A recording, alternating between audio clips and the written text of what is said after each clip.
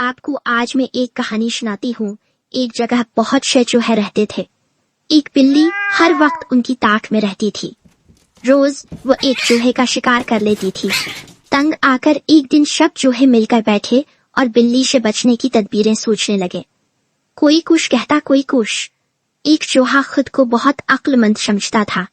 उसने खड़े होकर कहा कि अगर मेरी तरकीब के मुताबिक काम किया जाए तो आइंदा बिल्ली कशी चूहे को नहीं पकड़ सकेगी।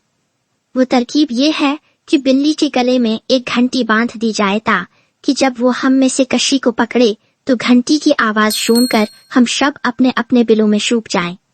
सब चूहे ये तरकीब सुनकर बहुत खुश हुए और अविश चूहे की तारीफ करने लगे। एक बूढ़ा चूहा जो अब तक खामोश बैठा सबकी बातें सुन रहा था, वो कहने लगा, भाइयों, तरकीब तो खैर अच्छी है, लेकिन ये भी तो तय कर लो कि बिल्ली के गले में घंटी बांधेगा कौन। बूढ़े चूहे की बात सुनकर सब चूहे खामोश होकर अपने अपने बिल में जाचे। कैसा रहा, मजा आया?